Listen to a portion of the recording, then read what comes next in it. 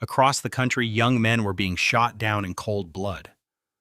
The killer struck unexpectedly. His attacks were unprovoked. His sole motivation was racial hatred, and after he killed, he vanished. When a sniper in Utah started targeting African American men for death, authorities launched a massive investigation. With scant clues and no witnesses, they found the odds stacked against them. They had no idea where the killer would strike next. I am Marcus Langford, former head of the FBI's New York office. Civil rights violations fall under federal jurisdiction. So the killings became the FBI's business. The investigation soon grew into a nationwide manhunt for a roving serial killer. On a summer night in Salt Lake City, Utah, 4 youths walked through Liberty Park enjoying the last days of their summer. 20-year-old Tyler Vance and 18-year-old Derek Harper had just finished choir practice. Tara Ellison had just begun dating Derek a few weeks earlier and had set up her friend Kara Winslow with Tyler. This was their first date. The 4 had met to jog in the park but decided to walk and talk instead. They were too preoccupied with each other to notice a man watching them through the scope of his rifle. When Derek Harper dropped to his knees, the others thought he was joking. Then Tara felt something sting her arm, and she knew he was deadly serious. Tyler told the girls to take cover while he tried to help his friend. Then he too was shot down. Police and rescue units raced to the scene. Derek Harper, barely alive, was rushed to the hospital but died hours later with 3 gunshot wounds. Tyler Vance, the son of a police chaplain, was dead. Witnesses told police they heard shots coming from an abandoned building across the street. But no one saw the shots fired, and no one saw the gunman. Detectives spoke with Tara Ellison at the nearby trauma center where she was being treated for her wound. She was still badly shaken but told investigators what she could recall. When she and her friends reached the intersection, she thought she heard firecrackers. Derek crumpled and she felt a sting on her arm. She saw blood, then realized that Derek was seriously wounded. As she told her story, she recalled something that had happened a few minutes before the shooting. The group was almost hit by a car traveling the wrong way down a one-way street.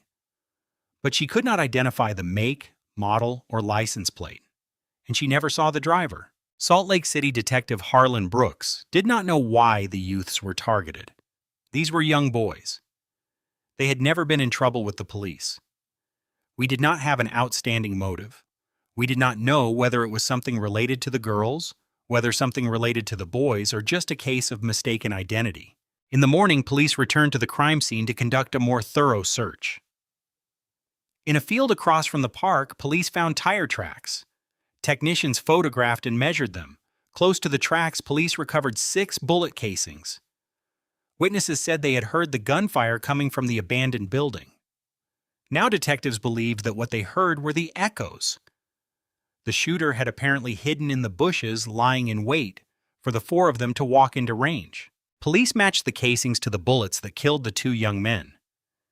They sent the evidence to the FBI ballistics lab in Washington, D.C. to determine the type of gun the assassin used. That would take time. Investigators tried to find other leads to the killer's identity. They all started with the family members of the victims. In particular, Tara Ellison's father seemed like a possible suspect. Tucker Ellison led an outlaw biker gang and was upset that Tara was dating a black man. Detectives spent several days tracking him down. When they found him, he agreed to come in for questioning. Investigators were very thorough with him. He said he had been on a whitewater rafting trip and that friends could back up his story. Detectives were not convinced. They demanded Ellison take a polygraph test. He would pass, and his alibi was corroborated. Police had no more suspects. They returned to the Liberty Park crime scene to canvass the neighborhood. One resident, Gavin Spencer, told investigators he had seen something suspicious earlier that evening. A car had parked close to his home and he went out to investigate. He saw a man packing or unpacking something in the trunk. Spencer asked what he was doing, but the stranger simply shut the trunk and drove away. Spencer did not see his face, but told investigators that he was a slender white man. He described the car as a Camaro with chrome mags. Detectives thought the information was promising since the car was parked close to where they had earlier found the tire tracks. 2 days after the murders, police seemed no closer to solving it. Press coverage intensified and community outrage escalated. We had never had a homicide like this in Salt Lake City. We had never had people just gunned down, especially young people gunned down in the middle of an intersection. The general public wanted to know about the killings. They wanted to know if they were race-related. With the possibility of civil rights violations, concern grew in the Justice Department. Assistant U.S. Attorney Elias Grant was brought in to monitor the case. Members of the black community were particularly concerned and were somewhat vocal about whether this was racially motivated. But at the time, there were no clear answers. FBI Special Agent Landon Pierce from the Salt Lake City office was assigned to assist local investigators. When I first heard about this case, I was incensed.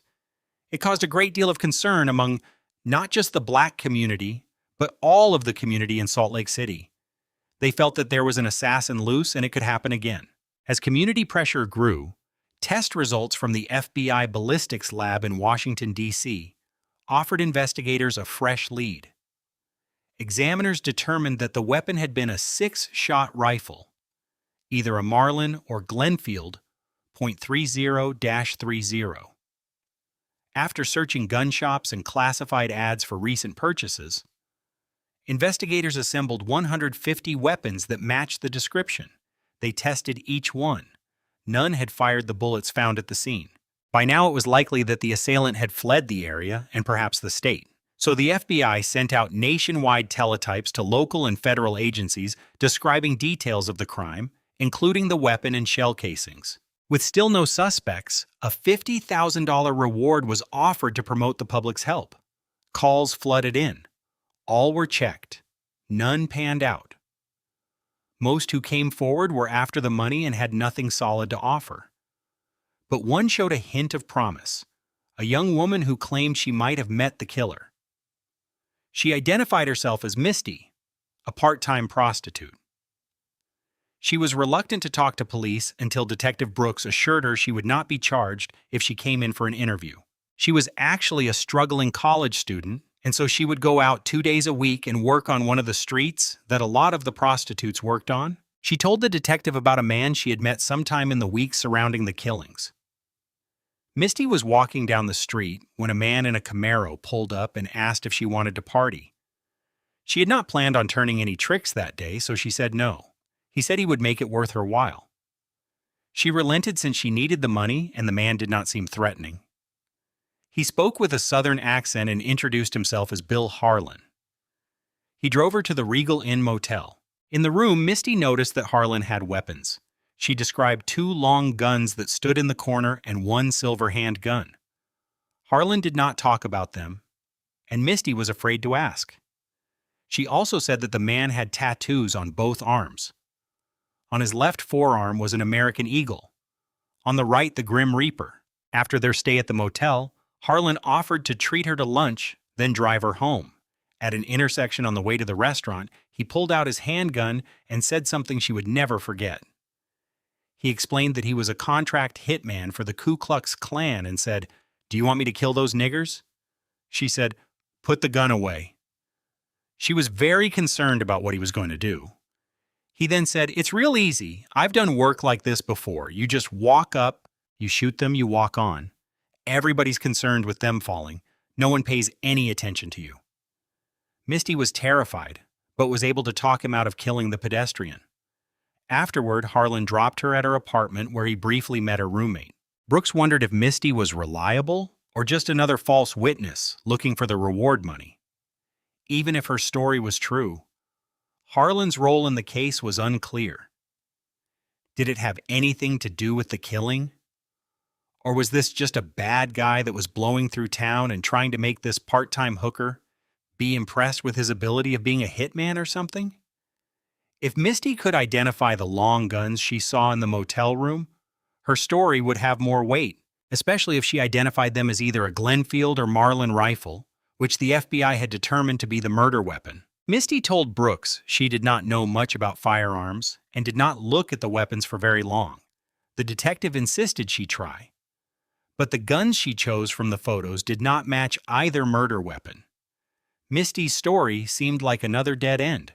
Despite his doubts, Brooks made an appointment for her and her roommate to come back and work with a police sketch artist. Meanwhile, investigators continued to pursue the hundreds of leads that poured in. Public pressure was mounting. The community feared that the sniper could strike again, and police did not know that he already had. In the weeks after the double murder of two young black men in Salt Lake City, the killer's identity remained unknown. Then, the investigation took an unexpected turn. Local authorities received a response to the national telex sent by the FBI. Police in Cincinnati were investigating a similar unsolved double murder that happened several weeks earlier. On a late evening, 13-year-old Derek Brown and 14-year-old Darren Lane walked to the candy store close to their homes. They never saw the man watching them. Danger struck quickly. They did not have a chance. Officers talked to onlookers hoping someone had seen something, but no one had. Detective Michael Brooks of the Cincinnati Police recalls that the coroner provided investigators with their first clue.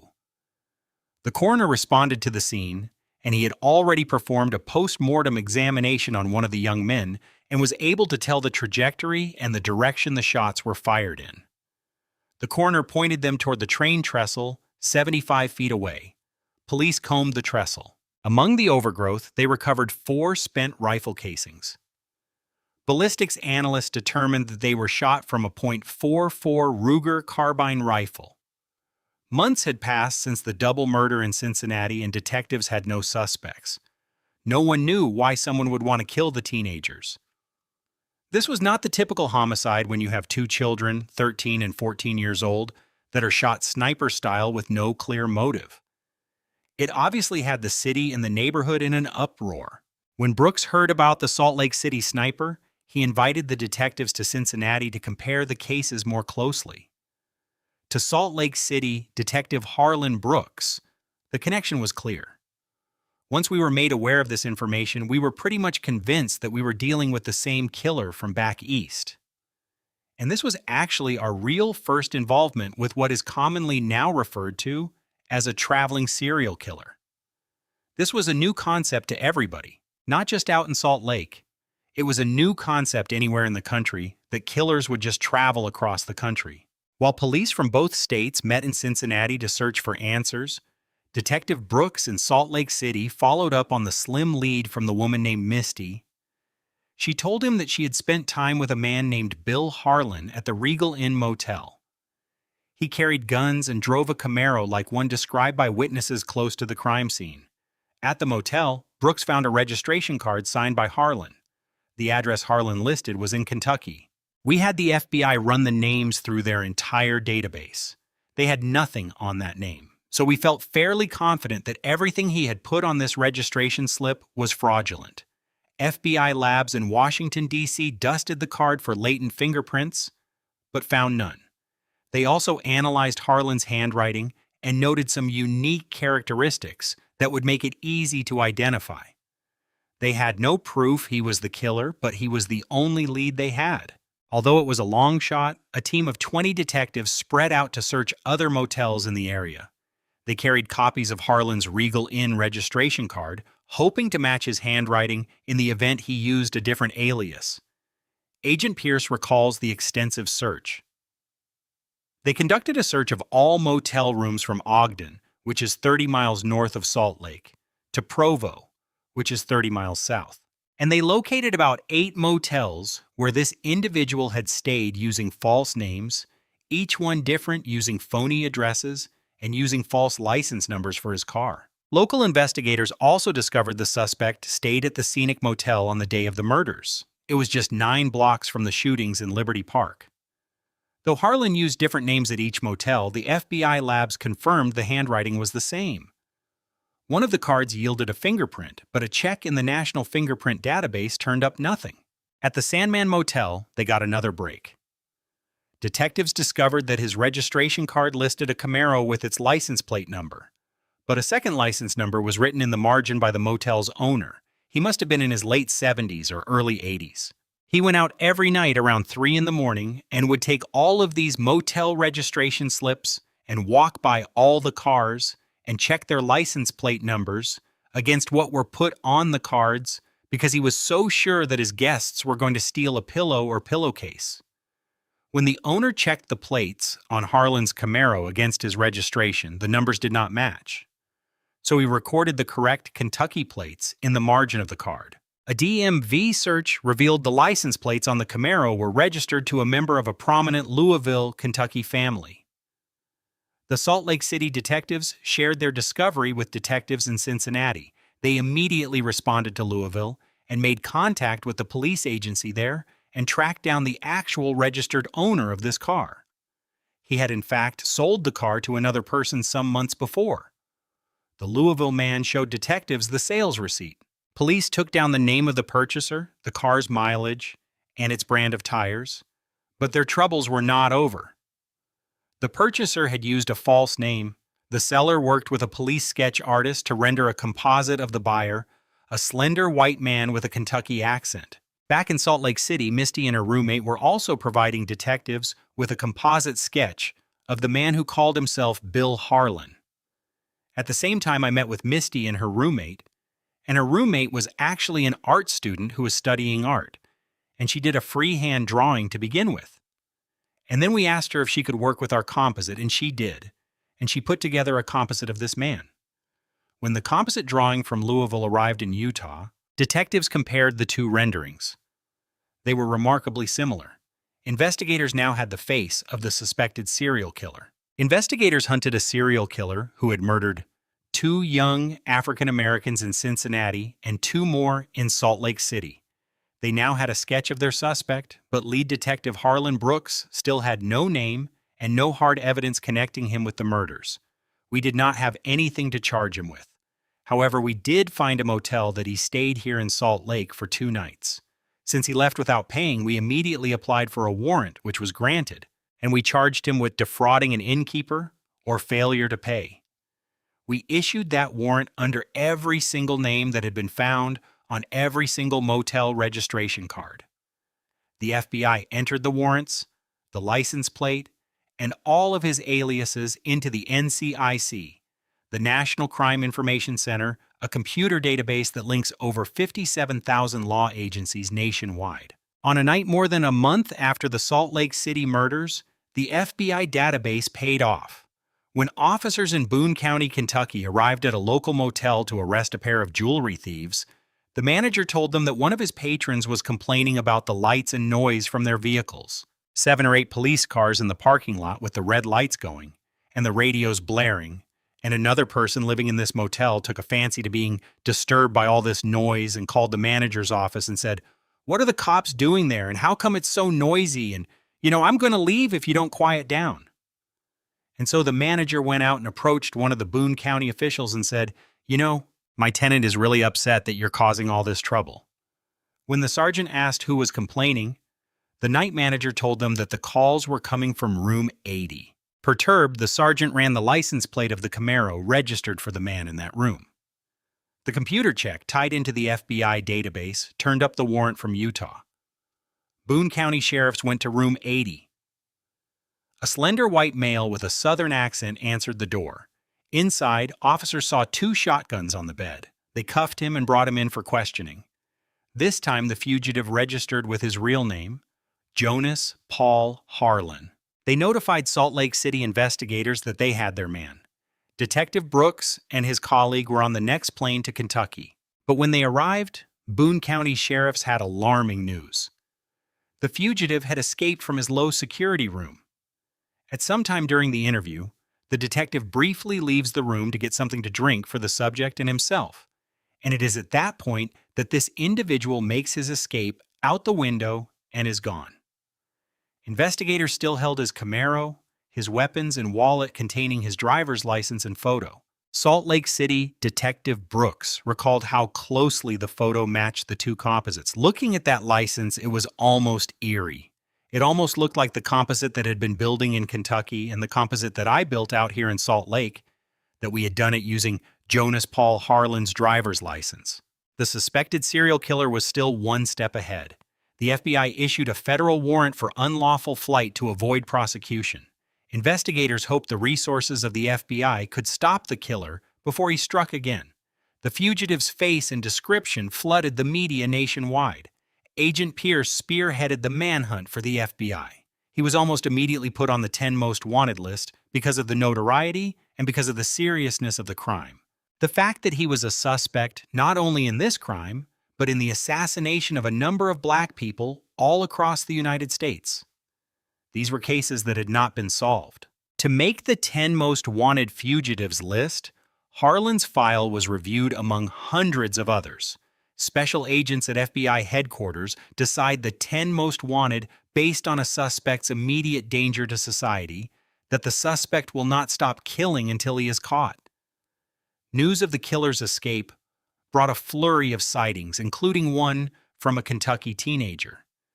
He said a man had offered him $100 to take him across the river to a shopping mall in Cincinnati. Investigators swarmed the mall to interview anyone who thought they had seen him. They discovered the suspected serial killer had purchased new clothes and had his hair cut and dyed. Harlan had changed his appearance and still had a source of cash. Back in Kentucky, evidence technicians scoured the Camaro for clues. They took photos of its tires, hoping to match them with tread marks found near the crime scene in Salt Lake City. They matched. For Detective Brooks, it was a major breakthrough. The tires were sort of a new prototype that were only being released east of the Mississippi. So for tires to show in a dirt field in Salt Lake City, they would have had to have been purchased at that time east of the Mississippi.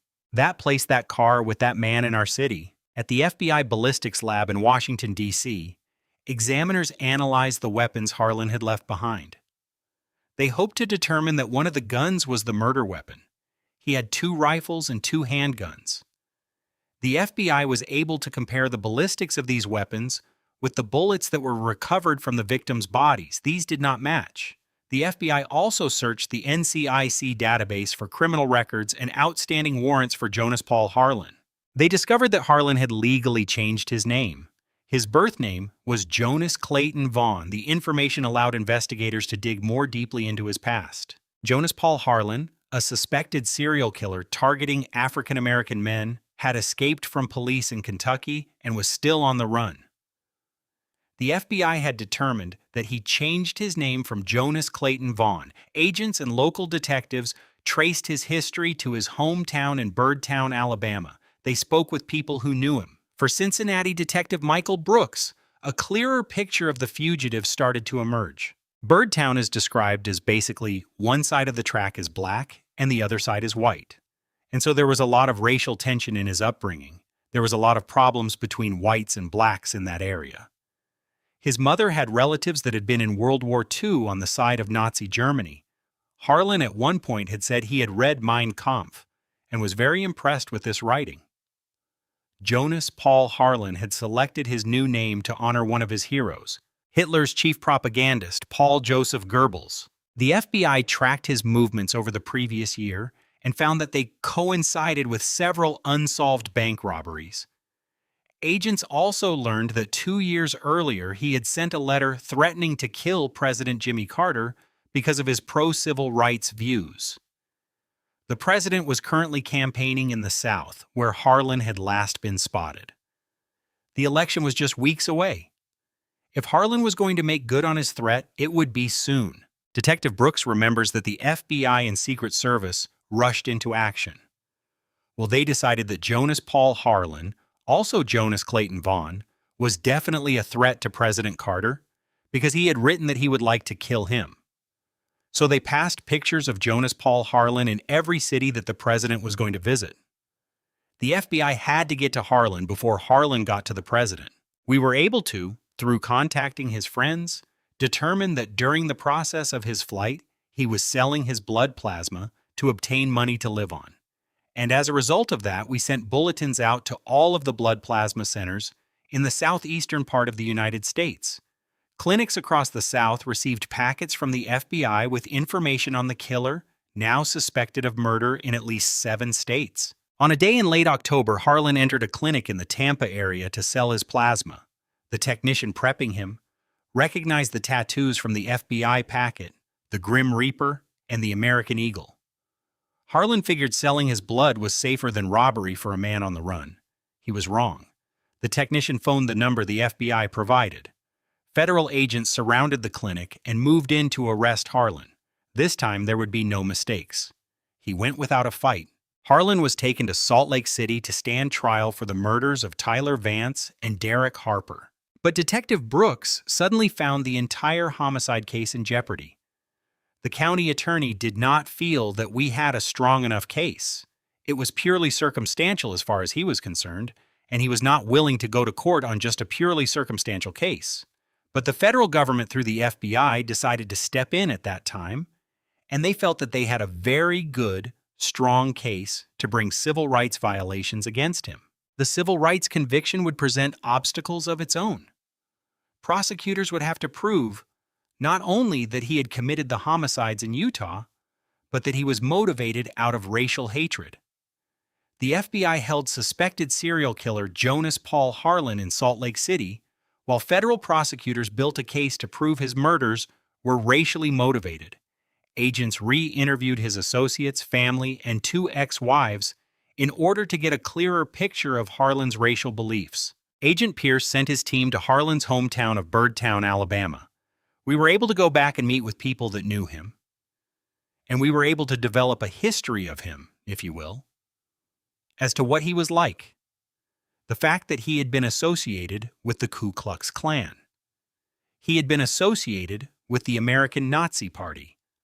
The fact that he had been arrested a number of times for disorderly conduct and in some instances because he possessed a weapon. Prosecutors pursued witnesses who could testify to Harlan's whereabouts and his racist views. At one motel, a manager agreed to speak at trial about his encounter with Harlan. The police had found a motel where he had stayed before the shooting took place, and he had gone and registered in the office, and then he went to the room, pulled down the covers, and found a black hair in the bed. This upset him greatly, and so he became irate, went back to the office, and yelled and screamed, and made a number of racial statements against black people. Wherever they went, investigators found witnesses who remembered Harlan's car. Assistant U.S. Attorney Elias Grant recalls that Harlan's Camaro proved crucial to his case. The car that Mr. Harlan was driving was unique. It had a unique color. It had red pin striping that was a custom kind of striping. It also had unique interior features and non-standard tires and other features that were noticeable to various witnesses who had observed the car in the Salt Lake area. The team also interviewed 2 young women who had ridden in Harlan's Camaro. We came up with 2 girls, a lady by the name of Sabrina and another one by the name of Rachel, who actually at 4 o'clock, 4:30, 4:45 on the day of the killing, were hitchhiking a couple of blocks away from the park. This man in the Camaro picked them up, and they needed to get to the downtown bank to deposit their paycheck before it closed at 5. As they got in the car, Harlan asked them if black people hung out in the park. One of the girls, who was dating a black man, said yes. Before he dropped them off, he handed them printed cards that said, "Take off your clothes." Brooks sent the cards to the FBI lab, and examiners were able to conclusively match them to similar cards found in the glove compartment of Harlan's Camaro. The timing of the women's story was also compelling. They actually saw him again that night, a block and a half away from the park at 8:30. So little by little, we were putting him almost in the park at the same time the victims were. At the Salt Lake County Jail, Harlan was held in a double lockup since he had previously escaped from police custody. While there, he became friendly with Ronald Herrera, an inmate serving time for burglary. Herrera had more recently been disciplined for brawling with a black inmate. Although the fight was not racially motivated, Harlan assumed Herrera held the same hatred of African Americans. He looked to Herrera as a confidant. Agent Pierce recalls the importance of this relationship. He confessed to Herrera that he had shot the 2 joggers in Salt Lake City and also confessed to a homicide in Oklahoma City. Herrera arranged a meeting with the FBI and local investigators. He had a proposition for them. Herrera would become a federal witness against Harlan if the state would guarantee his early release. Harlan told Herrera why he shot the couples in Liberty Park. He said he believed people of different races should never mix. When Harlan saw the black men walking with white girls in the park, he felt they should die. Investigators were not convinced they could trust Herrera. A confession to a convict would not ensure a successful prosecution. When investigators requested more information, Herrera told them about Harlan's whereabouts following the Salt Lake City murders. Well, I can tell you what he did after the shootings. He did the shootings, he left here, he went north to a town north of Salt Lake, Ogden. He took the freeway across Nevada through Winnemucca, Battle Mountain, Reno, and into San Francisco. And he sold the rifle that he killed the kids at a flea market outside of the Bay Area. Agents and local investigators needed to confirm Herrera's story. If they could find the rifle Harlan had used in Liberty Park, investigators would have the piece they were missing. Detective Brooks sent his team to the flea market outside San Francisco. They interviewed gun dealers and other witnesses. So they saturated the flea market, and they did come up with witnesses who remembered Jonas Paul Harlan and remembered that he was selling guns. But we could never find the gun. Even without the weapon, Herrera's story was confirmed. Harlan's movements following the murders would be critical for the prosecution. Well, this was pretty good information, because we had never been able, the FBI, ourselves, no one had ever been able to find out where Mr. Harlan had gone after doing the killing. After agents corroborated his story, they met with Herrera again. He told investigators about other crimes Harlan confessed to. Harlan admitted shooting Hustler publisher Larry Flynt, crippling him in 1977 for portraying black men with white women in his magazine. Harlan also said he shot Vernon Jordan, the president of the National Urban League, in May of 1980. Federal prosecutors felt they had enough to bring the civil rights case to trial. Well, the prosecution was an involved prosecution involving 65 witnesses and approximately 100 different exhibits. However, we managed to expedite the case and move things along in telling our story and recreating the actions and things that took place. The trial lasted several days, and we were done. The jury deliberated for several hours, finding Jonas Paul Harlan guilty of the federal civil rights violations. The judge sentenced him to 2 life terms. Harlan was furious that he was going to prison for the rest of his life, but more so because an African-American prosecutor helped put him there.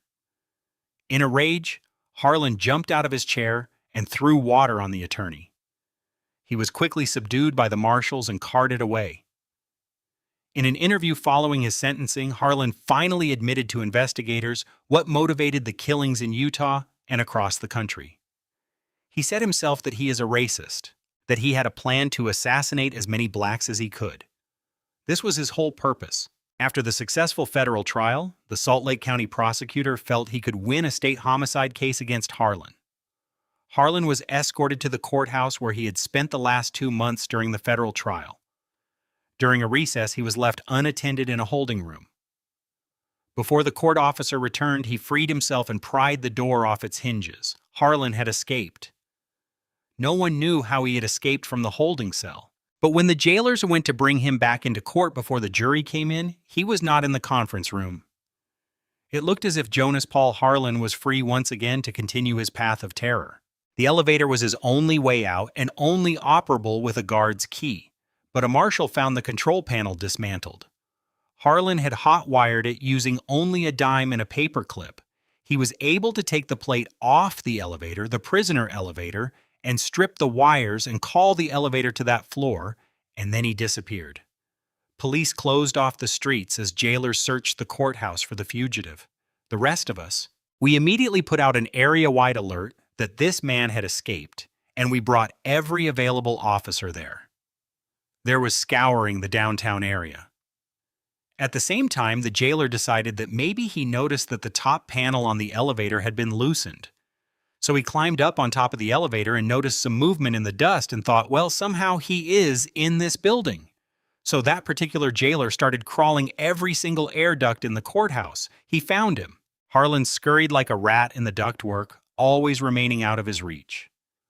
But when Harlan came to the end of the duct, a second guard was waiting. He was back in custody within an hour. We cleaned him off and combed his hair and brought him back in.